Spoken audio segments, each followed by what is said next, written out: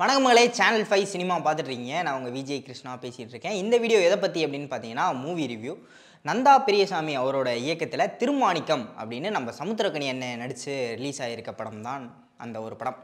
Okay, இந்த படத்தோட one line என்ன அப்படின்னு சொல்லி பார்த்தீங்கன்னா, நேர்மையான ஒருத்தன், அதாவது நம்ம நாதஸ்வரம் கோபி அண்ணா பார்த்துருப்போம் இல்லையா, அந்த மாதிரி சின்ன வயசுலேருந்து நேர்மையாக வளர்ந்து எல்லா சமுதாயத்தால் மதிக்கப்பட்டு அவர் நல்ல மனுஷன்ப்பா அப்படிங்கிற மாதிரி ஒரு ஆள் தான் வந்து நம்ம சமுத்திரக்கனி அண்ணன்.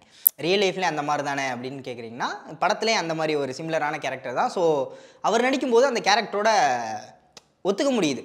ஏன்னா நம்ம படத்துலலாம் ரொம்ப நேர்மையாலாம் ஒரு ஆள் காமிச்சா சரி இப்படிலாம் இருப்பாங்களா ரியல் லைஃப்பில் அப்படிங்கிற மாதிரி ஒரு கேள்வி வரும் இல்லையா.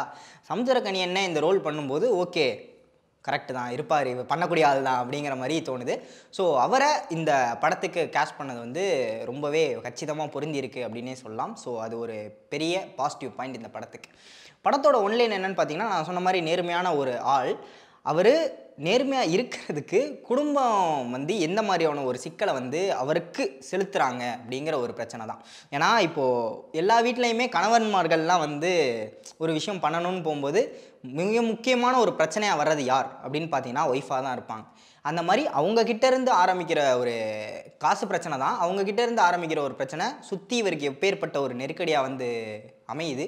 அப்படி இருந்தாலும் நான் இதை செஞ்சே தீருவேன் கரெக்டாக அப்படிங்கிற மாதிரி அவர் எப்படி அந்த வேலையை செஞ்சு முடிக்கிறாரு அப்படிங்கிறது தான் ஒரு ஒன்லைன். படத்தில் வேறு முக்கியமான கேஸ்டிங் அப்படின்னு பார்த்தீங்கன்னா, நம்ம பாரதி ராஜா அவர்கள் வந்து நடிச்சிருக்காரு. அவரோட ரோல் தான் இந்த படத்தோட அந்த ட்விஸ்ட்டை வந்து ஆரம்பித்து விடுது. ட்விஸ்ட்னால் அந்த பிரச்சனையை வந்து ஆரம்பித்து விடுது அப்படின்னு சொல்லலாம்.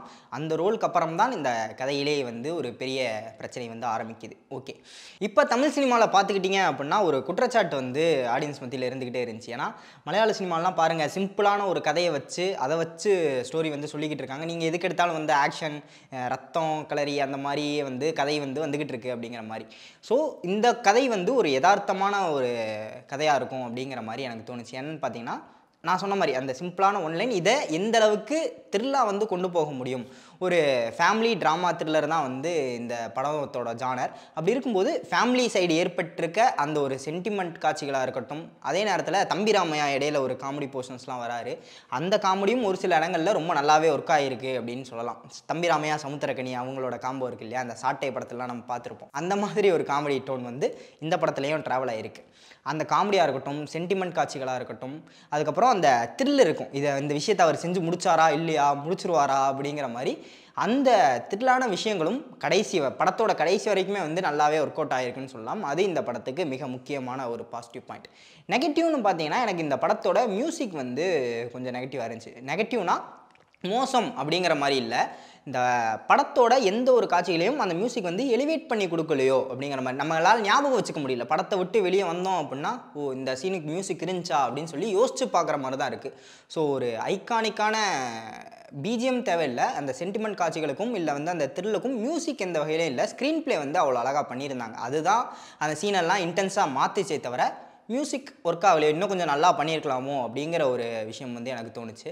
அது மட்டும்தான் அந்த கதையில் ஒரு நெகட்டிவ் பாயிண்ட்டாக வந்து எனக்கு பட்டுச்சு. அதை தாண்டி ஒரு சில விஷயங்கள்லாம் இருக்குது, இதெல்லாம் வந்து நடைமுறைக்கு சாத்தியமா அப்படிங்கிற மாதிரி லாஜிக்கல் கொஸ்டின்ஸ் வந்து எழுப்புது. அப்படி இருந்தாலும் அதை பெரிதளவுக்கு நம்ம கண்டுக்க மாட்டோம். படத்தோட ஸ்க்ரீன் பிளே வந்து அடுத்தடுத்து நகர்ந்துக்கிட்டே இருக்கனால நமக்கு எந்த இடத்துலையும் லேகாக ஃபீல் ஆகாது. இந்த மாதிரி லாஜிக்கல் கொஸ்டின்ஸ் வந்து நமக்கு அப்போதைக்கு யோசிக்க தோணாது.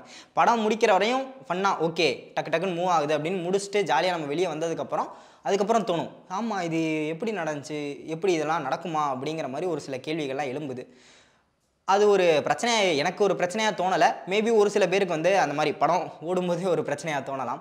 படம் பார்க்குற வரைக்கும் அந்த டியூரேஷன் பயங்கரமாக லேக் இல்லாமல் டக்குன்னு மூவ் ஆகுது. ஸோ நம்ம ஜாலியாக தேட்டரில் உட்காந்து பார்த்துட்டு வரலாம். ஸோ இந்த படம் தேட்டர் ஒர்த்தா அப்படின்னு கேட்டிங்க அப்படின்னா, என்னை பொறுத்த வரையும் கண்டிப்பாக தேட்டரில் எக்ஸ்பீரியன்ஸ் பண்ணலாம். அதே நேரத்தில் அந்த எமோஷ்னல் ரோலர் கோஸ்டராகவும் இருக்கும். உங்களுக்கு ஃபன்னு ஒரு அளவு தான் வந்து ஒர்க் ஆகிருந்துச்சு. அதை தாண்டி சென்டிமெண்ட் வைஸ் வந்து நான் பார்க்கணும், ஒரு யதார்த்தமான ஒரு சிம்பிளான கதையை வந்து பார்த்துட்டு சாட்டிஸ்ஃபைடாக வெளியே வரணும் அப்படின்னு நினச்சிங்க அப்படின்னா இந்த படம் ஒரு மஸ்ட் தேட்டர் வாட்ச் மூவி அப்படிங்கிற மாதிரி நான் சொல்லுவேன். டிசம்பர் 27 இந்த படம் தேட்டருக்கு வருது. மறக்காமல் தேட்டரில் போய் செக் பண்ணி பாருங்கள். இந்த டைப் ஆஃப் மூவிஸ் வந்து உங்களுக்கு பிடிக்கும் அப்படின்னா மறக்காமல் தேட்டரில் போய் செக் பண்ணி பாருங்கள். பார்த்துருந்தீங்க அப்படின்னா இந்த படத்துக்கு எவ்வளோ ரேட்டிங் அப்படிங்கிற உங்களோட கருத்தை கீழே கமெண்ட்டில் லீவ் பண்ணிட்டு, இதே மாதிரி இன்னும் நிறையா மூவி ரிவ்யூஸ் பார்க்கணும் அப்படின்னா சேனல் 5 சினிமா சேனலை சப்ஸ்கிரைப் பண்ணிடுங்க.